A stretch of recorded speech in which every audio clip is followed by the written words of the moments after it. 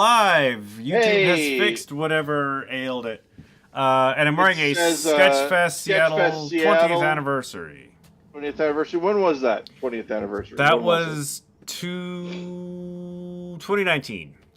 2019. Wow, five Yeah, years ago.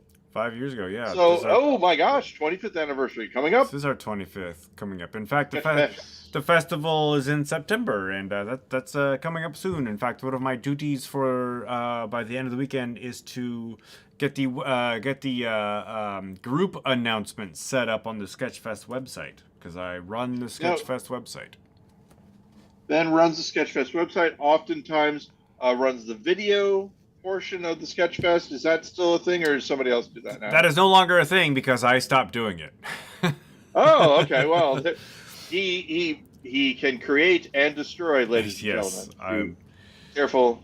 destroyer of film challenge worlds. Who is the guy? You might know this. Who is the guy who did Ballyhoo with John Oswald? Who then did a video where it was two guys and they were doing like a standoff kind of thing, and they kept pulling different. Do you remember this at all? I don't remember that, but I'm trying. I think Tommy Smith. No, it wasn't Tommy Smith. Then I'm I out. know Tommy Smith. I know Tommy Smith. It You, wasn't sir, Tommy are Smith. no Tommy Smith. You're no Tommy Smith. Tommy Smith, you did some stuff with Reggie Watts. This other guy did some stuff with Reggie Watts as well, but he is not Tommy Smith. He's a taller man with dark hair, darkish curly hair, whereas Tommy Smith, blonde, as I remember I just looked correctly. it up because I Yeah, didn't know, and I would not have come up with this name, Michael McQuilkin. Michael McQuilkin. Interesting They make up. guy. He and John Oswald make up a group called the Player King. The Player King, yes. Is the Player King defunct, or is it still? It must be, right? They I don't. don't think they've done anything in the last 15 years. I have some Player King. I have at least one Player King CD. I will say. Ah, I thought Ballyhoo was great. Ballyhoo is the thing where there's like a rhythm yeah. in the living space that they have, like the whole city, whatever, and you have to kind of move to the rhythm. And also, they can't find water, but they have new water, which is so blue. It's great. It's a John Oswald, wonderful thing. one of those like creative people in town that always seems to like exude content. Exude content. Yeah, You know, he's constantly producing, and what he's producing is really it appeals to my sensibilities.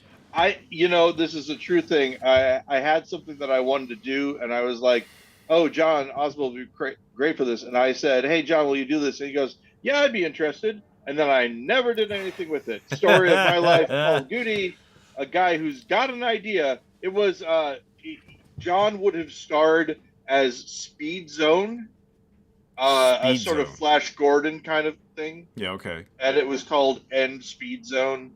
It was it's just like all of my ideas come from signs that I see when I'm riding around the car and someone else is driving. And speed zone, that was part of it, and then of Stop course ahead. cross traffic, the cool Grrr. jazz cross traffic with their album Cross Traffic Does Not Stop, which I still think is perfect. It would have been you and me. I would have had a guitar, and the afro would have been picked out, and you would have been in your cool guy sunglasses drummer thing, but it never happened because we do not play cool jazz. That's the Cross traffic also does not start. oh no, wait a second, the enigma, yin and yang. Yes. So Ben, Paul. you pulled out a term, and we're going deep lore here. Uh-oh. Every once in a while, Ben Lawrence, Steve McCallis, and I, we have Oh, yeah. a text thread where we talk about interesting things. And Ben, I didn't want to say this until we got into a place where we were talking like one on one, because I did not want to sound patronizing. Uh, you really impressed me and taught me something that I didn't know the term for. It's something that is really near and dear to my heart, which is the idea that editing can change the context of a video clip Yes. entirely if you change one aspect of it. It's not just Um, changing the context, it's changing the viewer's assumption of an emotion. yes, and also it can make the viewer feel as though one clip is three different clips. Like if you quiz them afterwards. Nowadays, people are a little Yeah. bit more media savvy, but I don't know. If you quiz them, they may not know that they've watched the exact same clip three times Right. because of it. And the what is the name of the effect, Ben? It's called the Kuleshov effect. And it's because Kuleshov was the guy who kind of popularized this. He was a like a Russian psychologist, I think, and like I don't even think this guy was. I don't remember. I haven't like researched the person himself, but I don't think he was a video. I don't think he was a filmmaker. I think he was Yeah. more of a psychologist and just studying people's reactions um,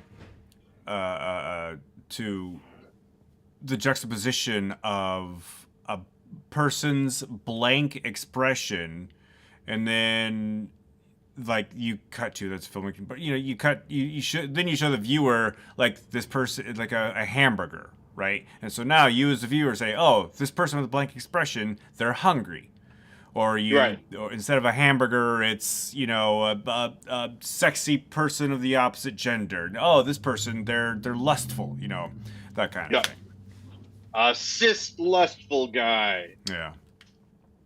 Or It was the 1900s. cis het lustful guy. Yes. Speaking of cis het lustful guys, Ben, what? It's time for Ben gonna guess the news. Uh, What? He What was a political? he was a filmmaker. I retract what I said. What political shenanigans Jeez. did some genius, and I mean genius in the, I'm not being sarcastic, some genius in the Democratic Party decide to start that's taken off like wildfire, some sort of grassroots, I'll call it propaganda, but some kind of grassroots movement that is taking social media by storm and doing wonders. I do In not fact, know exactly to which you are referring. Um, some there's a trend. There's a trend that's happening in politics, in the political discourse. is There's a it certain thing that people on the left are doing are they that they're is making people on the right they're furious. finally calling people on the right weird? That is absolutely correct. They're calling people on the right weird. Which is apt. Because here's the thing, it is apt, and it's one of those truths that hurts the most because you cannot deny it. Well, Um, what is I mean because if you say, I'm not weird, oh, brother, as a weirdo, let me tell you, that's not going to help you. see, and you've hit on it. That's the thing. Like some of my favorite people are weirdos, right? And these are weirdos that accept and embrace their weirdness. Now, Yes. one of the reasons why the left has taken to calling people like the 45th president weird, the people like around him weird, is because they don't know it, and they actually bristle at being called weird, Yes. and it's They mean, getting to them, and it's brilliant. yep, the people that do it mean weird in the meanest Yeah, junior high school way. it's a derogatory term when connected to politicians and those on the right. Like you're getting into a fight, and the person goes, "You're weird. You're weird."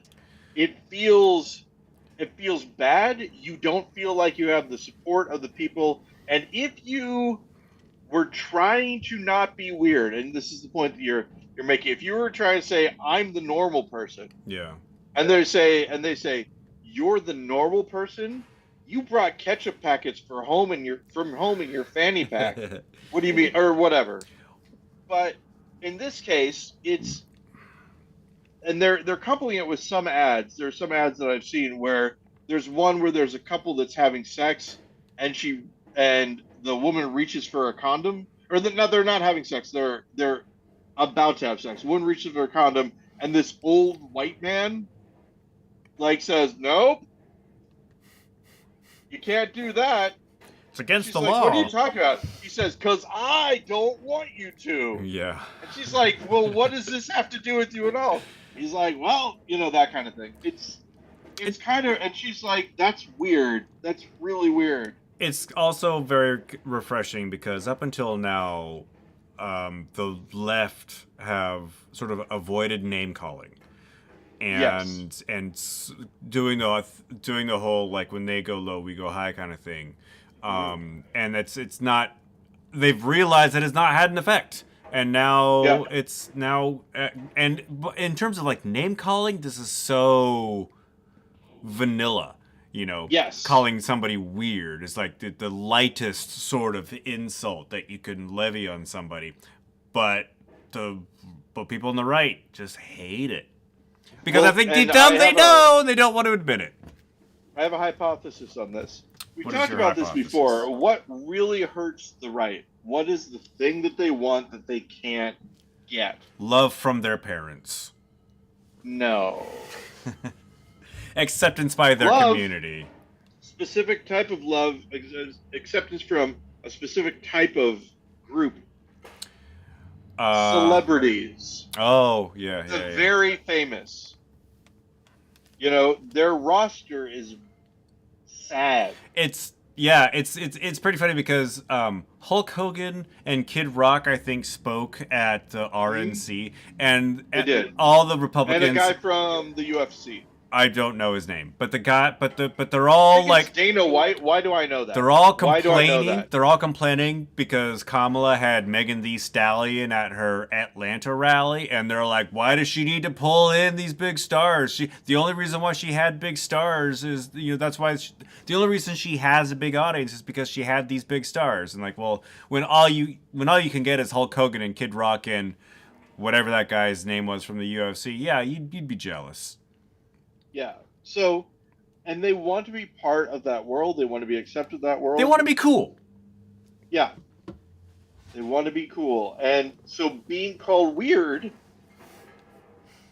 The most uncool Gen X politics, playground insult, yeah. Weirdos are not cool. And look, I've gotten to this point. I'm pretty comfortable and happy with where I'm at. I'm wearing suspenders all the time because my pants will not stay up with a belt anymore. I weigh about Quitters. 240 pounds, Ben. 240? 240 pounds. You are and I feel fine. 90 pounds heavier than me. Yep. Wait, how? So let's see. Hold on. Let me do it. You're 150? Yeah, it fluctuates. I do have a bathroom scale, and I'll say, between like 147, 153. That's sort of my average fluctuation. Do I go to 300 so that I can say that I'm twice the man you are? Just for that joke, is it worth it? And then you gotta promise to like back off of that. Yeah, no, I won't do it. Jennifer wouldn't let me. No, she wouldn't let me get down to 150 either. So there's that. But here's the thing. I do have a long-term goal. Do you remember what my long-term goal is, Ben?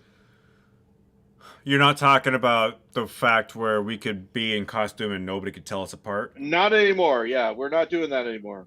We've grown past it. The long-term. This is yeah. The new long-term goal. I'll give you a hit. New long-term goal. So this is starting, right? Santa Claus. Eventually, that's right. It's gonna be Santa Claus, Ben. You're gonna work it out. The hardest part is gonna be turning black, though. I don't know how that's gonna work out. Strike it from the record. I feel as though Black Santa is the real Santa now. I can't get away from it.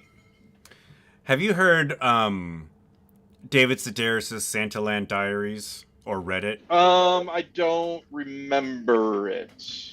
There was an interesting bit of racism involved when he was an elf, and it was back when people tried to hide their racism instead Uh-huh. of today, where it's just like, I'm racist, it's front Yeah, and center, this is who I am now. crazy. Crazy. He was telling this story about this woman. I'm presuming she was a white woman, and her child in line for the Santa, and they were talking to David Sedaris saying, "Is this a real Santa? Last year, our Santa was chocolate." And I thought that was interesting because it's like you're not really hiding your racism, but you're using language that sort of like Yeah. softens it a little bit, which back when this took place, probably this was probably like in the 80s, you know, when so it was it's I just find it interesting how like the whole narrative has shifted around that because now a woman would be like probably use the N-word. She'd say, I don't want any. I'm trying. Of course that woman's Very, probably like in her 90s and doesn't care anymore. I mean, this is the thing that I Or remember. This is before I left TikTok for you know, not being on any social media reasons. I'm still on Reddit. I think that is kind of ugh. Every once in a while I feel bad. I'm on Reddit and YouTube. Social media slash news. Here's the thing, I'm not communicating with people. I'm just consuming media. Oh no, that's not true. I just communicated with somebody just recently. On Reddit? Yeah, on the Prisoner forum. The Prisoner subreddit. There, have you seen the Prisoner? Have we talked about this? Yeah, I borrowed your DVDs at one point. I don't think I Did made you it all the see way the? through, but Oh, okay, because it's famously one of the best finales in a TV show ever. does he wake up next to Oh, Suzanne Plachette? well, see, no, but it's on the line of the waking up next to Suzanne Plachette. Or Saint They Elsewhere, where talk they're about all in like a yeah, with the snow globe. Yeah, yeah. and the Prisoner is one of those. It's just wacky though. Nobody has any idea what goes on. So the sort of spoilers for the Prisoner. Yeah, I guess. But it's incomprehensible. So I'm not ruining anything for you. So there's this guy, and he's a spy of some kind. He gets sent, The knocked Prisoner. out and wakes up. Yep, wakes up in this place called the Village, which is a resort, kind of a resort village. But he can't leave. He can never Right. leave. And he's chased by a Um, giant white orb if he tries to escape. Yeah, if he tries to escape. Which brilliant, by the way. The story of that, they tried to do like these remote control robot things that would go and get him, and then eventually like, no, it's going to be this big beach ball kind of thing, and it really worked. So anyway, the Prisoner. In the end, he escapes, and he's in London, and he's driving through London, and there's this. He's on this like, he's got this lorry of some kind or a truck. For our American listeners. A truck lorry? And oh man, truck lorry. Wait a second. That's got legs. I think we're onto That's got something there. legs. Yeah. Yeah. So he gets pulled over by a police officer. He's talking to the police officer, and then he leaves. The police officer lets him go. Yeah. Right. Yeah. And somebody said, "I wonder why he put that in." You know what it's not was. And I wrote it, and I said, "Look, I saw this for the first time like a few decades ago, and I really, honestly, did not think anything of this. I thought that it was just, for sure what happened. I thought that that's a clip that just happened. Like they got pulled over, and he explained, I'm doing this TV show, and then the cop let him go, and they said, we have that on film. Well, let's just cut it in. Let's put it in there as a fun little Do you thing. hear the conversation that he's having with the You cop? don't. Okay. You don't hear the conversation. Yeah. So there's music playing in the background, kind of. But I said, so I just thought that they put it in there, and then I used is it Kushlov? Is that right? Kuleshov. Kuleshov. And then I said, but by nature of the Kuleshov effect, um, you know, this is put in the middle of a fictional narrative. So you, as the viewer, need to figure out what's going on there. Yeah. And so if you, think about, well, he's just escaped from this, crazy prison, and then he meets this police officer, and the police officer lets him go. What is happening? What would it be? What can he say to let him go? Well, if we take what actually happened, which was, if it is, a real life thing that made it into the movie. That actor actually got pulled over and the cameras were rolling. The police officer says, "What are you doing? This thing looks crazy." And he says, "Oh, well, we're filming. I'm Patrick McGowan. I'm producer of this and star, and we're filming a scene for the finale of our TV series." Police officer's like, "You gotta get a permit for that to film in the city, sir." Or he says, "Oh, well, thank you, Mr. McGowan. I'm a big fan of your work. I didn't recognize you." Yeah. On your way. And lets him go. So, if you take that and you put it into the fictional narrative, he gets pulled over and he says, "Well, who are you?" And he either says, "We're still in the village and I'm number one. I'm your boss," and then that goes, or he says, "I just escaped from a village. I'm a Secret Service person." And the cops just like, "Oh, okay, that sounds great." Whatever. It's hard to say. It's left up to the interpretation of the audience. Ooh, hey, speaking of Secret Service, even though that wasn't what I should have said, Ben? Paul? And another Ben going to guess the news. What happened regarding, and maybe we talked about this last time, but what happened, and I'll say this, it's related to the Associated Press. What happened related to the Associated Press since we talked last? The organization, AP? Yeah, but just related to it. It's just a person. There's a person related to the Associated Press, and something happened. What was it? Is this not connected to the Secret Service in some way?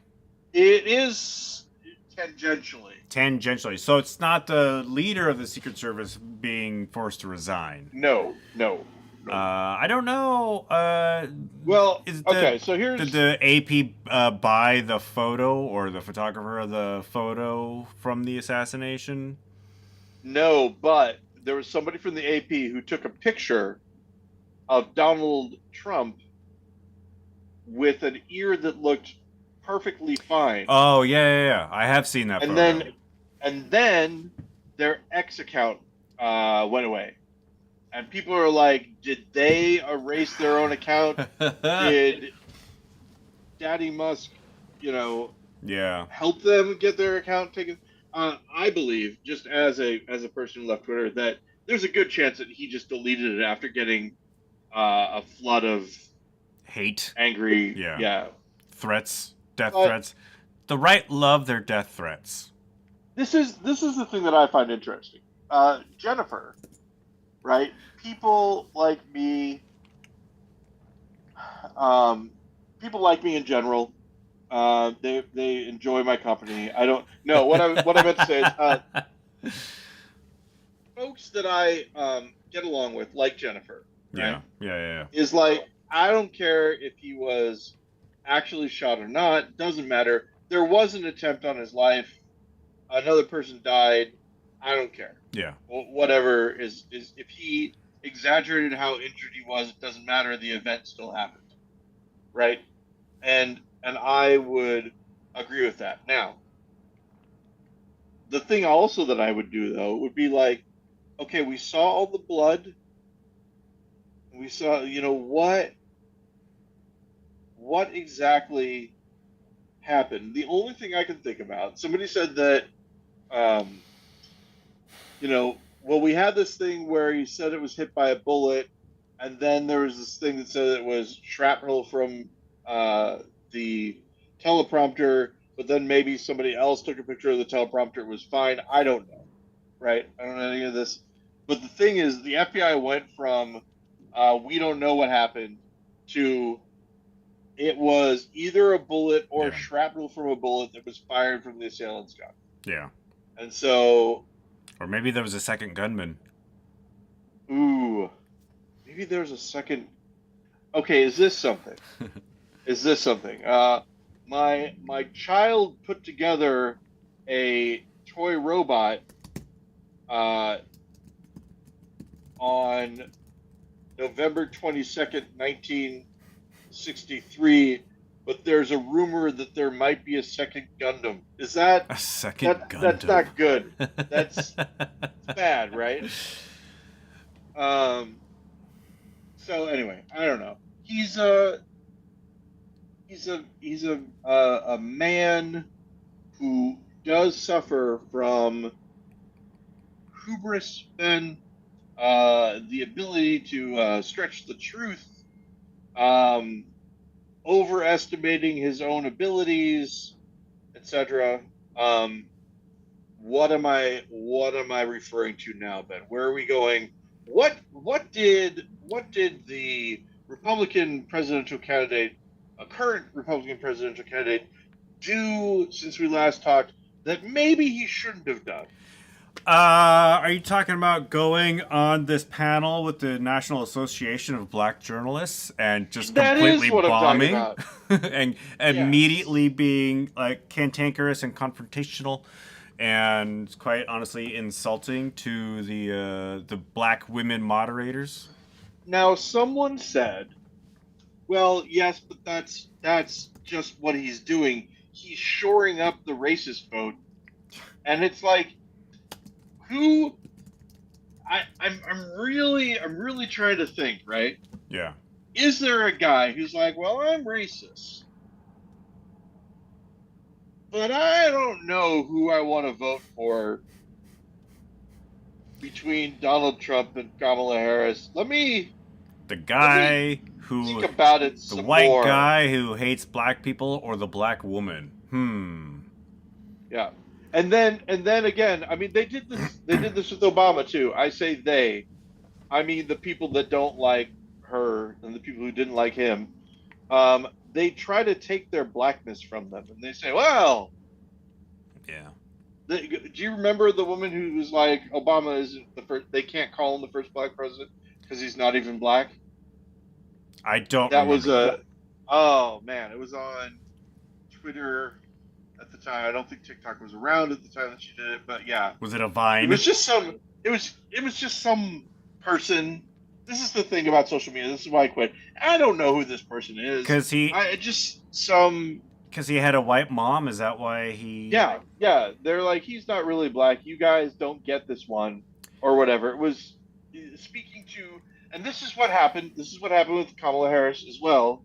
When he said she decided to be black. This is what Right. Donald Trump said. She Yeah. decided to be black. Um, and people mentioned that she was um, went to a black college, was a member of a black sorority. This Right. idea that she just decided to do it. I mean, again, it's one of those things of every single thing that you do is, talking about somebody. The idea of passing, right? It's a very conservative,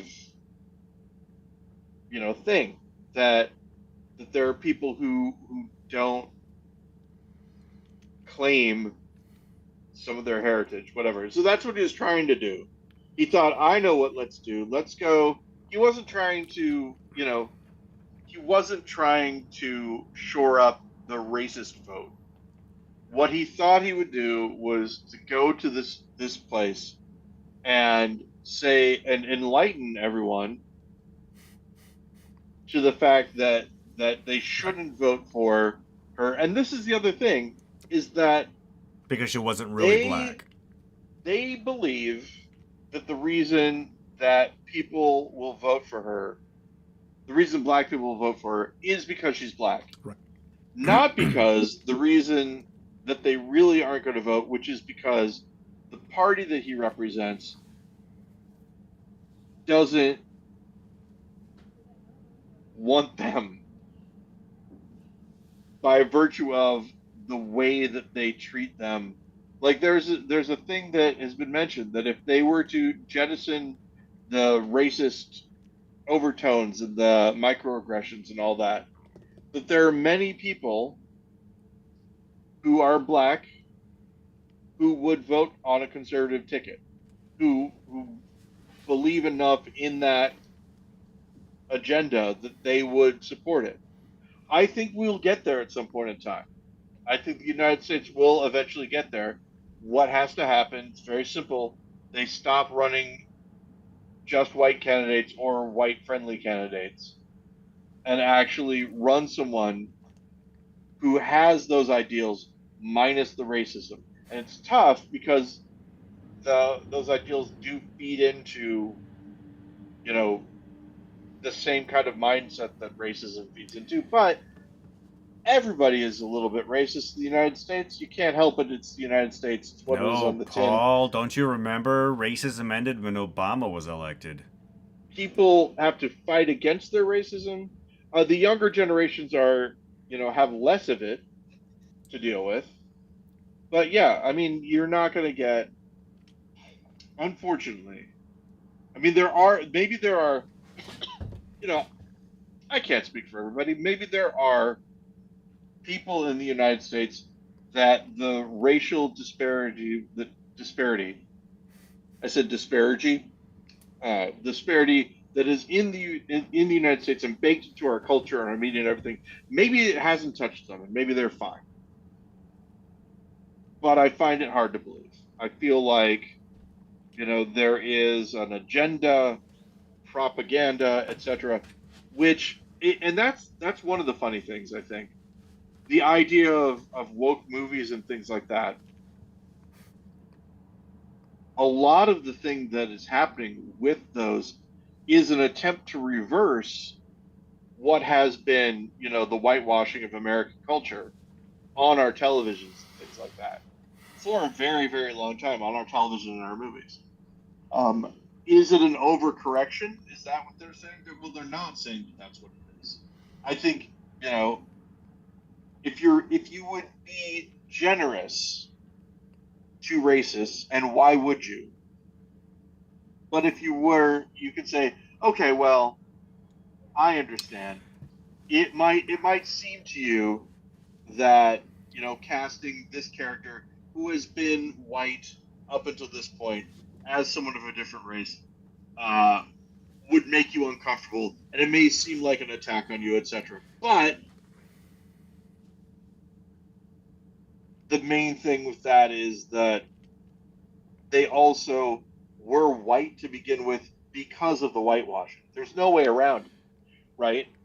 The popular characters that we have were all white people because people wouldn't go see stuff if they And weren't white. most likely the that content was created by white people.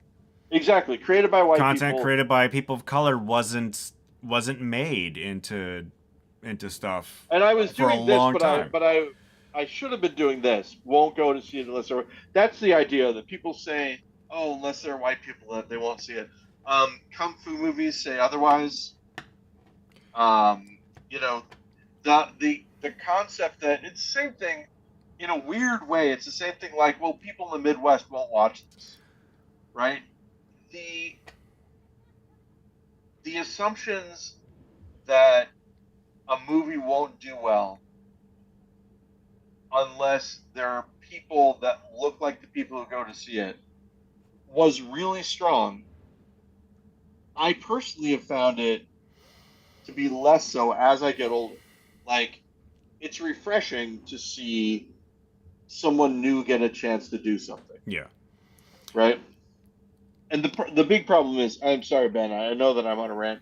Um, the and this is a problem that I've been a part of too.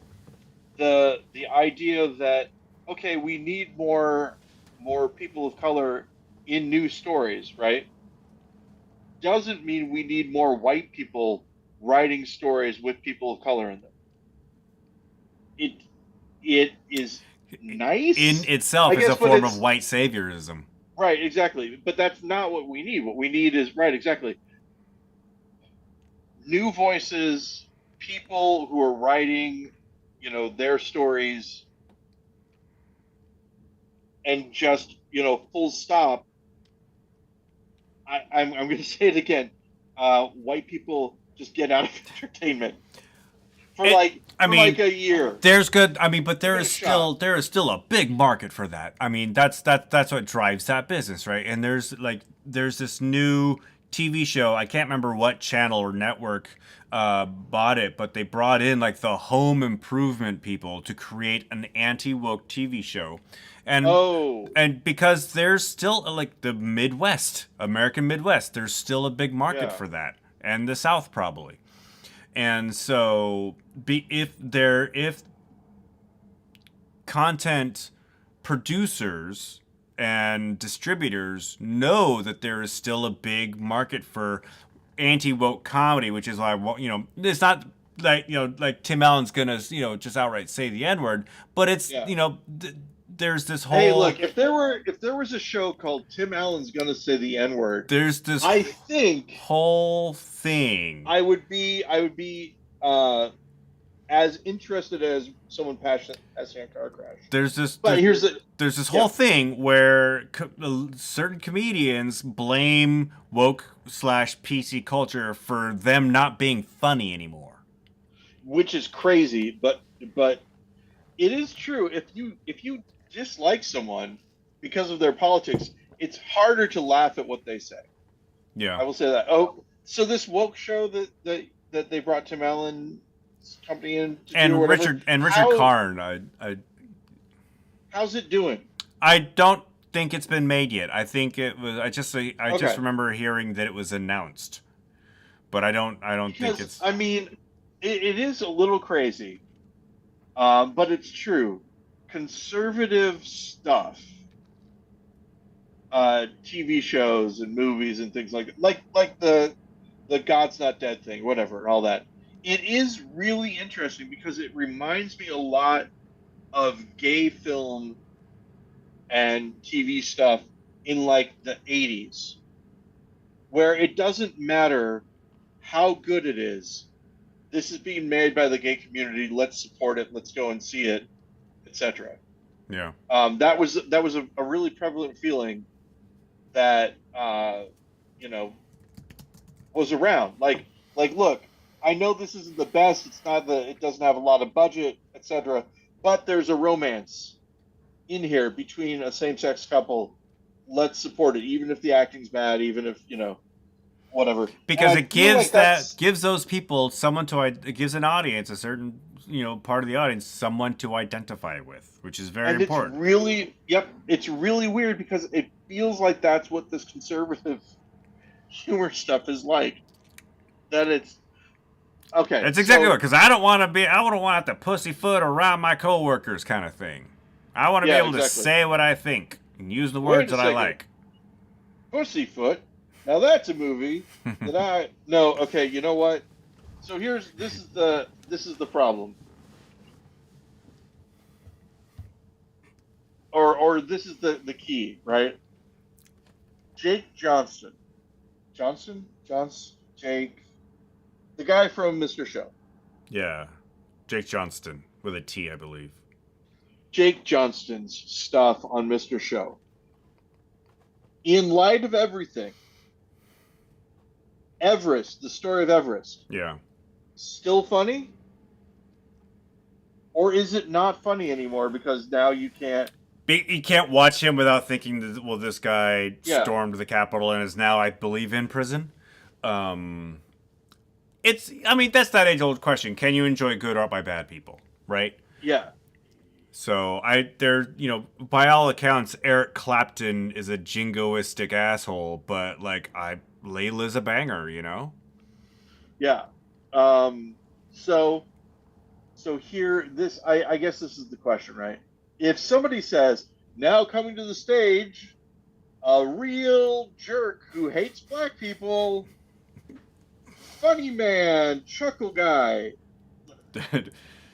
would you be able to laugh at anything that person does, or would your mind override your humor censor and say, well, I'm not safe here, Yeah, I don't know so I because can't enjoy myself. I like can't relax because I don't even feel if comfortable. even if the jokes had nothing to do with race, right? Even if Yeah. they were like bland Seinfeld-esque observational humor, with that introduction or with that context, would you be able to laugh at that, like in the room? Because laughing at him, even if he's not saying, anything offensive, you're giving this person the support of your engagement, the support of your laughter. You are supporting a very bad person. Yeah. Ostensibly, the host Now, did a very terrible job of setting this guy up. the flip side is, actually, now that's something. Did they do a very good job, or are they just a really big jerk? And look, if I were doing stand up and somebody gave me that intro, I'm trying to think of how I would recover. Because the more you deny it, the more people will buy it. Well, I mean, I think that would be my act for the whole thing. I'd be like, okay, nope, not me, not true, that sort of thing. Or yep, that's right. And then you go on a whole. No, it wouldn't work, or would it? It's tough. You know what it would depend on a lot, I think. What's that? The person who did that intro, what kind of person they are. They're trying to be George Carlin. Would matter. I think it would matter. Also, so, it also depends on the room you're playing. Like, are Yeah. you playing someplace in a progressive city or a tiny little club at the community center in a small town in Texas? Because here's the thing, right? This is why I'm saying it. If you're in a progressive city, it's a Klan rally, open mic night. You're in a progressive city. The person who introduces you is a 20-something black guy and a good friend of yours, right? And he introduces you as this guy's a real jerk who hates black people. I think there's a way to recover from that. There's a way to recover from that, but you have to address it first thing. You would have to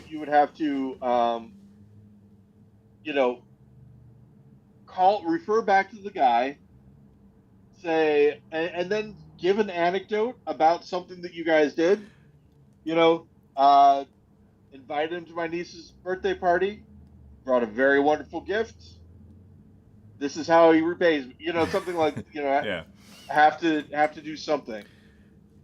But or you come up. But oh, sorry, go ahead. You give I'm presuming you're a white guy.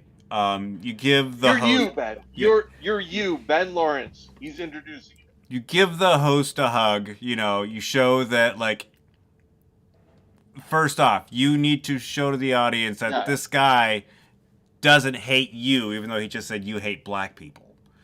Yes. Because he said this guy, you're like this guy's one white friend, but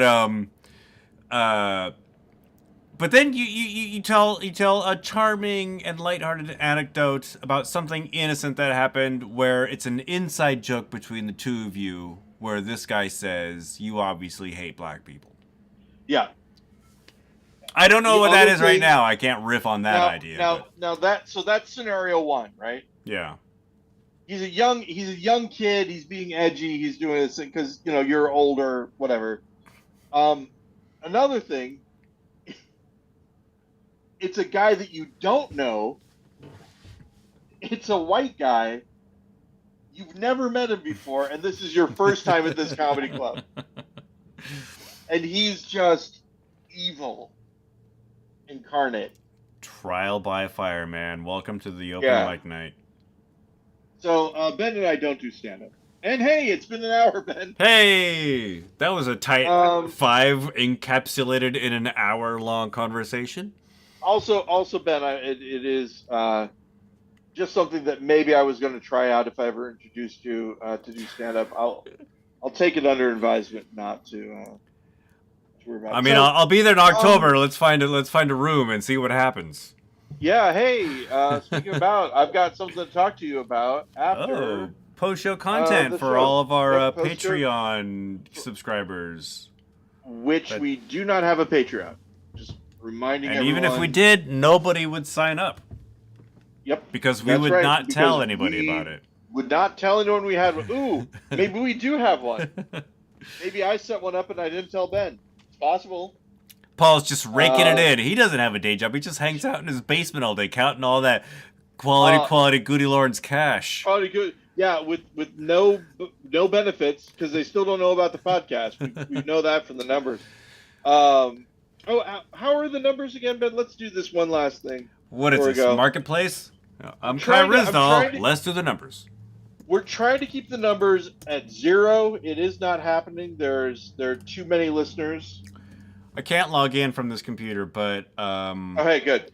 the last time I looked, we get about 10 downloads a week, but over the course of say a month or 2 months, that number goes up to like 40 to 50. So I don't know what's like over time. Each episode it's not like Episode gets about. each episode gets more and more and more. It kind of levels off around 50. Do we remember what the largest listenership we had? I looked a while ago. I can check again once I'm back at my home computer. But I think people find the show based on keywords in the show notes. Okay, that's right. That's what I knew that we had talked about. We had talked about something else at one point in time. And I know that we're going a little bit over, but I think it'll be okay. Your Apologies most played video. All of our affiliates down the line. Yeah, your most played video on your video channel. There was one that you had. I forget what it was, but you had a video that did like crazy or unusual numbers, and I forget what it was. Do you remember what that video was? There's a couple. There was actually the very first video I ever posted to YouTube was called "A Woman Smoking a Cigarette in Slow Motion." I think that was the one I was thinking. Because that was an art project that I did for Brett. In terms of like he had that play behind him while he read fairy tales, and yeah, I think now it's been like hidden by YouTube because it's considered offensive. I do have a couple. Woman? Her name is Amber Zipperer. Okay. But I do have a couple of videos that I made for Penguins where there were lesbian nuns beating up a third nun and then making out, and that got like YouTube doesn't even show that video anymore because it's explicit, even though there's no nudity. There's 2 women kissing. That's it. So that's what I thought. I remembered that women were involved And they're in some way, dressed shape, or as form. nuns, so that's offensive to somebody. So with that, Ben, again, we're a little bit over, but hey, bonus content, everybody. Hey. And thank you so much for watching, and thank you for listening. Ben, until I see you, please feel free to keep it wrong. And Ben, how's it happen? How's it happening, Paul? Keep it wrong, and I'll talk to you next week.